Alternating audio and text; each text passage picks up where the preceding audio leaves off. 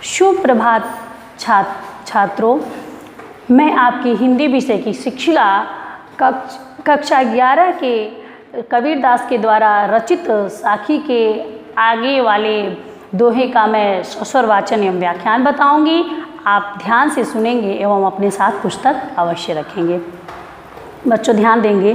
दीपक दिया तेल भरी बाती दई घट, पूरा किया बिसाहुड़ा बहुरी नया हो हट, बहुरी नया ओ हट। बूढ़े थे परी उबरे गुरु की लहरी चमकी, भेरा देखा जरे जरा उतरी पड़े फरंकी।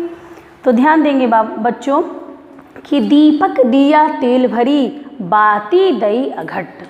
कबीरदास जी कहते हैं कि मेरे गुरु ने, मेरे सतगुरु ने, इसमें भी गुरु के वर्णन किया गया है और माया मोह से परे रहने की बात कही गई है।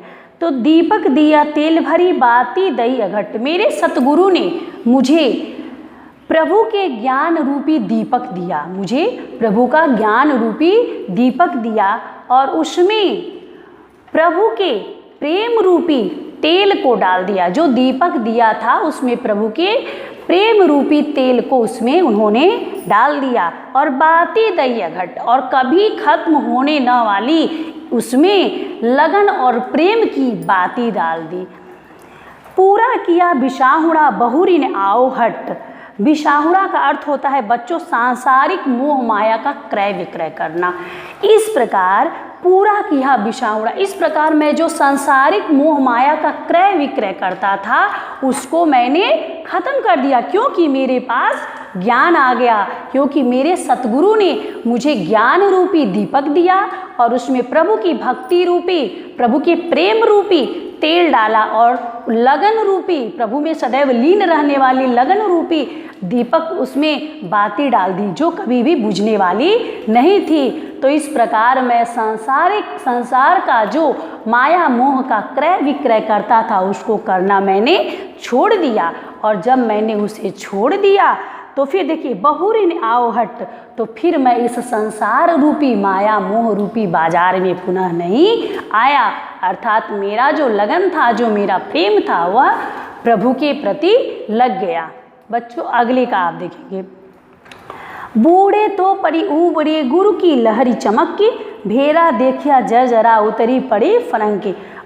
बूढ़े थे परी उबरे, मैं डूब रहा था, मैं माया रूपी नाव में बैठ करके मझधार में फंस करके डूब रहा था, लेकिन तभी हमारे सतगुरु के ज्ञान रूपी लहर को मैंने देखा और उसके द्वारा मैं ऊपर आ गया। मैं उनकी ज्ञान रूपी लहर को जो चमक रहा था उसको मैंने देखा तो मैं उसके सहारे ऊपर आ गया। और फिर जब मैंने देखा, देखिए नीचे वाले में देखिएगा कि भेरा देखिया जर जरा उतरी पड़ी फरंकी। फिर मैंने जब देखा कि जो मेरा नाव था, यानी कि जो माया मोह रूपी जो ये मेरा नाव था जिसमें मैं संसार में रह रहा था, वह बड़ा ही जर्जर है। मैं इसमें रह करके कभी इस सांसारिक मोह माया से छुट्टी नहीं पा सकता हूँ। इसलिए मैंने उतरी पड़ी फरंक, इसलिए मैंने ज्यों ही उस प्रभु की, मतलब कि अपने गुरु के द्वारा दिए हुए ज्ञान की चमक को देखा और मैं मोह माया से हटा, तो फिर मैं उस मोह माया को निकाल करके अपने आप से फेंक दिया और मैंने कभी फिर उस मोह माया में नहीं पड़ा। तो बच्चों इस प्रकार इन्होंने इसमें बताया है कि मोह माया से ग्रसित व्यक्ति जीवन में कभी सुखी नहीं हो सकता है। प्रसंग के रूप में आप यह लिखेंगे। फिर आप बच्चों एक बात ध्यान देंगे कि जो दीपक दिया तेल भरी बाती दई अघट, इसमें जो दीपक है, दीपक दिया, इसमें सारे प्रतीकात्मक शब्दों का प्रयोग किया गया है कि जो दीपक है वह प्रभु के ज्ञान रूपी दीपक है और जो तेल है वह प्रभु का प्रेम, प्रभु के भक्ति रूपी प्रेम का है, और फिर जो अघट, जो बाती उसकी है वह कभी समाप्त न होने वाली प्रभु की लगन है। अर्थात इसमें प्रतीक का प्रयोग किया गया है। तो इसमें आपका रूपक अलंकार है, उपमेय में उपमान की संभावना व्यक्त करी जा रही है। दूसरा आप ध्यान देंगे कि बड़े तो भरी उबरे गुरु की लहरी चमक की, भेरा देखा जरा उतरी न पाड़ी, इसमें भी आपका रूपक अलंकार है। और बाकी आप सब में सारे में चूँकि ये सारा उपदेशात्मक, इसमें शांत रस है और जो आपका गुण है वह प्रसाद है और जो है ये दोहा है। चलिए अब अगला हम लोग सस्वर वाचन करेंगे बच्चों, आप ध्यान देंगे। चिंता तो हरि नाव की और न चिंता दास, जे कछु चितवे राम बिन सोई काल के पास। कबीरा सोई काल के पास, तू करता तू भया, मुझ में रही न हूँ। बारी फेरी बली गई, जित देखी तित तू। कबीरा जित देखी तित तू। तो बच्चों अब इसमें ध्यान देंगे आप कि चिंता तो हरिनाम की और न चिंता दास। कबीर दास जी कहते हैं कि मुझे सिर्फ एक ही चीज़ की चिंता है, वह प्रभु की, हरि नाम की, कि हरि नाम यानी कि प्रभु के नाम की, कि किस प्रकार मैं प्रभु के लगन लगाऊं, प्रभु में प्रेम लगाऊं और मेरा जो सांसारिक रूपी मोह माया है वह हटे और मैं प्रभु के ज्ञान रूपी नाव में चढ़ जाऊं। और न चिंता दास, और इस दास को, इस कबीर को किसी और चीज़ की चिंता नहीं है। जो कुछ चितवे राम बिन सोई काल के पास। मैं इसलिए प्रभु में ध्यान लगाता हूँ क्योंकि यदि प्रभु के बिना किसी और चीज़ों को हम दर्शन करते, किसी और चीज़ में अपना चित्त लगाते हैं, अपना मन लगाते हैं, तो सोई काल के पास, तो वह सारी चीज़ें मुझे काल के पास ले जाएगी, अर्थात जीवन मरण के चक्कर में पुनः डालेगी। इसलिए मैं सिर्फ प्रभु में ही अपना चित्त, अपना ध्यान लगाता हूँ। दूसरा देखेंगे बच्चों, तू करता तू भया, मुझ में रही न हूँ। बारी फेरी बल गई, जित देखी तित तू करता तू भया। मैं बार बार, इसमें देखिए प्रभु के स्मरण का बड़ा ही मार्मिक वर्णन किया गया है कि तू करता तू भया।